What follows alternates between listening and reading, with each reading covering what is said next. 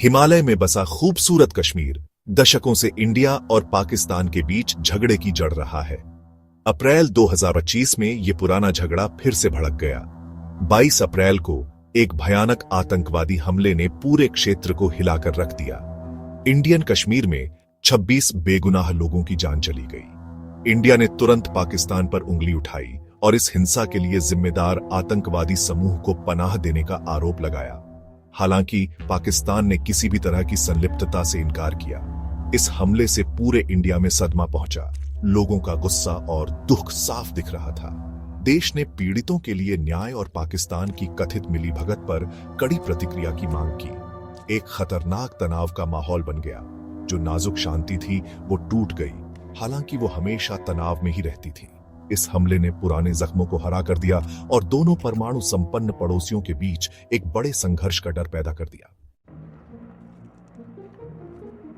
जनता के गुस्से और पाकिस्तान को जवाबदेह ठहराने के इरादे से इंडिया ने 7 मई को हवाई हमले किए। उनके निशाने थे पाकिस्तान के कब्जे वाले इलाके में स्थित आतंकवादी कैंप। इंडिया ने दावा किया कि ये कैंप 22 अप्रैल के हमले के पीछे वाले समूह के ट्रेनिंग ग्राउंड थे। इन हवाई हमलों ने संघर्ष को और बढ़ा दिया। पाकिस्तान ने भी दबने से इनकार करते हुए तेजी से और जोरदार जवाब दिया। 9 मई को पाकिस्तानी ड्रोन के झुंड आसमान में उड़ान भरने लगे और इंडियन सेना की चौकियों और रणनीतिक ठिकानों को निशाना बनाने लगे। ये इस संघर्ष का एक नया और खतरनाक दौर था। ड्रोन का इस्तेमाल उनकी सटीक निशाने और पायलटों के लिए कम जोखिम की क्षमता के साथ युद्ध में एक तकनीकी बदलाव का संकेत देता है। ये संघर्ष जो कभी सीमा पर झड़पों और गुप्त अभियानों तक सीमित था, अब ड्रोन युद्ध के युग में प्रवेश कर चुका था। 10 मई को आसमान में लड़ाकू जेट विमानों की भयानक आवाज गूंज उठी, जो युद्ध के एक घातक नृत्य में उलझे हुए थे। दोनों तरफ से अनुमानित 125 लड़ाकू जेट विमान एक बड़े हवाई युद्ध में भिड़ गए। सीमा के दोनों ओर तोपों की बारिश से जमीन कांप उठी। मिसाइलें, जो दोनों देशों की विनाशकारी शक्ति की भयानक याद दिलाती हैं, भी तैनात की गईं। आतंकवाद के ढांचे को तबाह करने के लिए इंडिया ने खुद को सिर्फ हवाई हमलों तक सीमित नहीं रखा। हजारों की संख्या में इंडियन थल सेना के जवानों को सीमा की ओर भेजे जाने की खबरें आईं। ये एक साफ संदेश था। इंडिया जरूरत पड़ने पर पूरी तरह से युद्ध के लिए तैयार था। इंडियन सरकार ने दावा किया कि उसने पाकिस्तानी ड्रोन के इंडियन हवाई क्षेत्र में घुसपैठ की कई कोशिशों को नाकाम कर दिया है और 70 से ज्यादा ड्रोन मार गिराए हैं। छोटी सेना होने के बावजूद पाकिस्तान पीछे नहीं हट रहा था। उन्होंने दावा किया कि उन्होंने 10 मई को हवाई युद्ध के दौरान 5 इंडियन लड़ाकू विमानों को मार गिराया है। हालांकि इसकी पुष्टि नहीं हुई है। भारी दबाव में पाकिस्तानी सेना ने इंडियन शहरों पर अपने ड्रोन हमले शुरू कर दिए। श्रीनगर, जम्मू, फिरोजपुर और अमृतसर जैसे शहरों पर हमले हुए और रोजमर्रा की जिंदगी की शांति मौत के खौफ से बिखर गई।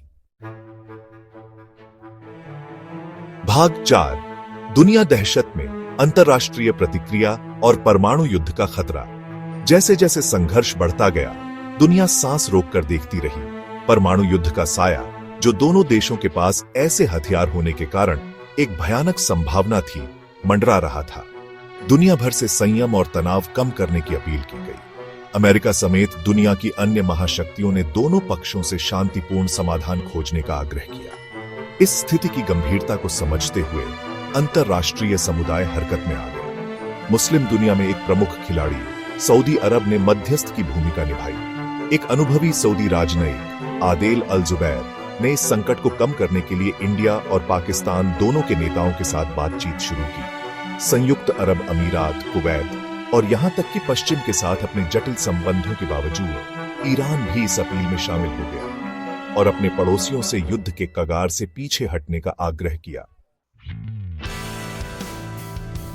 भाग 5, शांति की तलाश, कूटनीति और तनाव कम करने की जरूरत। जैसे जैसे संघर्ष जारी है, एक बात साफ है, इस युद्ध में कोई भी नहीं जीतेगा।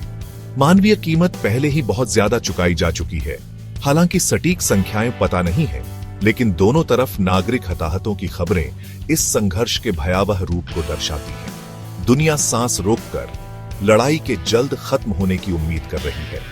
शांति का रास्ता हालांकि चुनौतियों से भरा है, लेकिन एकमात्र विकल्प है ड्रोन नहीं, बातचीत से ही इंडिया पाकिस्तान संबंधों का भविष्य तय होना चाहिए।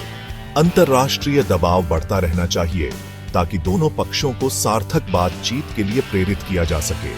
कश्मीर संघर्ष का एक स्थायी समाधान जो कश्मीरी लोगों की आकांक्षाओं को ध्यान में रखते हुए इंडिया और पाकिस्तान दोनों की संप्रभुता का सम्मान करता हो, ढूंढना होगा। दूसरा विकल्प एक पूर्ण युद्ध जो संभावित रूप से परमाणु टकराव तक बढ़ सकता है, सोचने में भी बहुत भयानक है।